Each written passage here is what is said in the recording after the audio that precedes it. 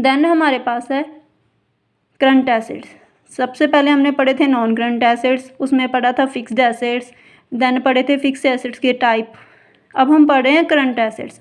जैसे कि non current assets होते हैं आपके for long term, current assets होते हैं for short term, non current assets होते हैं more than 1 year, current assets होते हैं less than 1 year.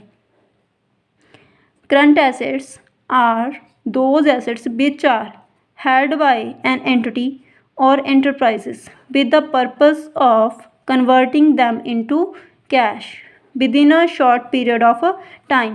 Current assets वो एसेट्स होते हैं जिनको एक एंटिटी के द्वारा, एंटिटी मीन्स ऑर्गेनाइजेशन, कोई बिजनेस ऑर्गेनाइजेशन, कोई इंस्टीट्यूशन, कोई एंटरप्राइजेज, उसके द्वारा बिजनेस में रखा जाता है for the purpose of converting them into cash. उन एसेट्स को as early as possible cash में कन्वर्ट करने के लिए within a short period of time. Short period of time means less than 1 year.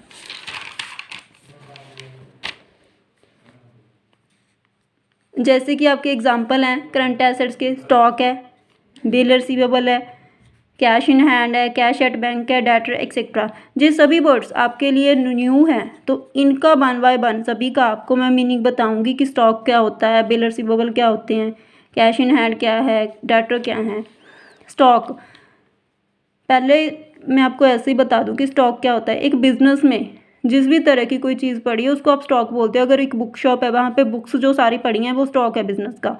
एक क्लॉथ शॉप है, वहाँ पे जितना भी क्लॉथ पड़ा है शॉप में, वो क्लॉथ शॉप का स्टॉक है। तो अब बुक के अकॉर्डिंग स्टॉक क्या है, डेफिनेशन के अकॉर्डिंग स्टॉक क्या है। Stock is a tangible assets. Stock क्या है, टेंजिबल एसेट्स है। जैसे आप बुक को देख सकते हो, क्लॉथ को देख सकते हो, इसी तरह किसी भी चीज़, कोई भी चीज़ जो बिज़नेस के पास होती है, जिसमें वो डील कर रहा है, जिसमें वो बिज़नेस कर रहा है, वो स्टॉक होता है। हेल्ड बाय एन एंटरप्राइजेज, जो कि एक बिज़नेस के द्वारा रखा जाता है for the purpose of sale, sale के लिए, in the ordinary course of business. Ordinary course of business means day to day activities के लिए, और for the purpose of choosing it in the production of goods, जहाँ आप उस stock को use करके उससे और प्रोडक्ट्स रेडी करोगे। जैसे कि आप कॉटन को यूज़ करके उससे क्लॉथ रेडी करते हो, तो किसी बिज़नेस के लिए कॉटन भी एक टाइप का स्टॉक हो सकता है। स्टॉक के 2 टाइप्स होते हैं, opening stock and closing stock.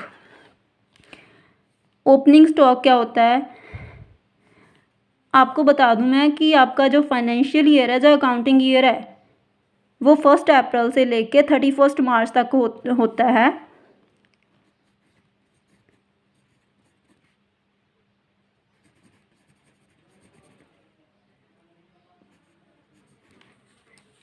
तो जो चीज़ आपकी 1 अप्रैल 2020 को होगी, आप उसे ओपनिंग बोलोगे, और जो 31 मार्च 2021 को होगी उसको आप क्लोजिंग बोलोगे। तो इसी तरह जो आपका स्टॉक 1 अप्रैल 2020, 2019, 2018, कोई भी मतलब 1 अप्रैल 2000 को होगा, वो आपका ओपनिंग स्टॉक है। और जो आपका क्लोज स्टॉक 31 मार्च को होगा, किसी भी 31 मार्च को हो सकता है, वो 31 मार्च 2020 को भी हो सकता था, क्लोज लास्ट ईयर का, और कमिंग ईयर का 2021 को होगा।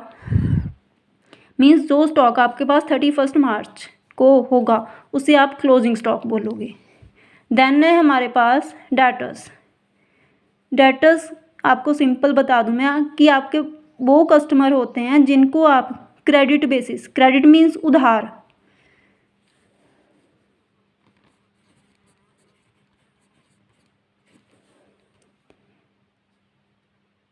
जिनको आप उधार थिंग्स सेल करते हो, थिंग्स मीन्स चीज़ें बेचते हो, उनको बिजनेस के डेटर बोला जाता है। अब मैं दोबारा रिपीट कर रही हूँ, डेटर मीन्स वो कस्टमर जिनको बिजनेस ऑन क्रेडिट बेसिस पे थिंग्स सेल करता है, उन कस्टमर्स को, उन पर्सन्स को डेटर बोला जाता है। Goods when sold to a person on credit. Goods means कोई भी थिंग जिसमें बिजनेस डील कर रहा है, जिसको business day to day sell कर रहा है, goods when sold to a person on credit, जब वस्तुएं या चीज़ें क्रेडिट बेसिस पे सेल की जाती हैं, जिस भी पर्सन को सेल की जाती हैं उस पर्सन को डेटर बोला जाता है, because he owes that much amount to the enterprises, क्योंकि उस पर्सन ने वो पैसा बिजनेस को देना होता है।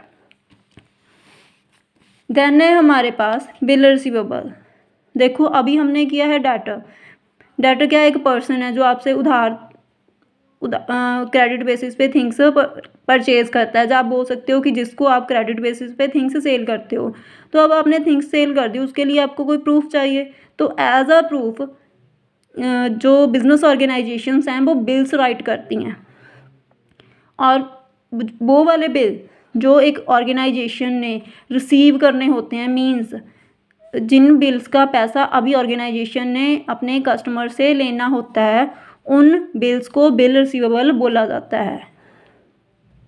Bill receivable means bill of exchange accepted by a debtor.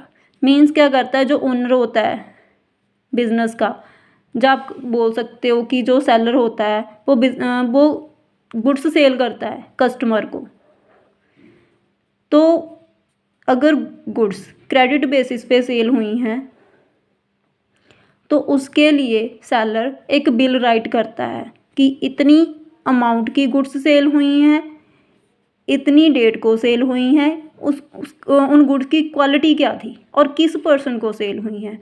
तो जो पर्सन परचेज करता है, जब आप बोल सकते हो कि जो कस्टमर है वो उस बिल को साइन करता है और एक्सेप्टेंस देता है कि वो एक फिक्स डेट को, एक स्पेसिफाइड डेट को पेमेंट कर देगा, उस बिल को बिल रिसीवेबल बोला जाता है।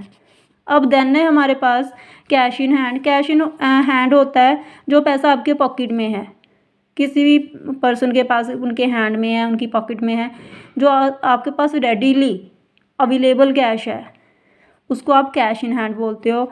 और नेक्स्ट है आपका कैश एट बैंक। किसी भी टाइप के अकाउंट में जो आपका मनी बैंक में डिपॉजिट है, वो आपका करंट अकाउंट हो सकता है, सेविंग अकाउंट हो सकता है, जो आपका फिक्स डिपॉजिट एफडी भी हो सकती है, उन सभी अकाउंट्स में डिपॉजिटेड मनी को आपका कैश एट बैंक बोला जाएगा। स्टूडेंट्स प्लीज़ इस टॉपिक को ध्यान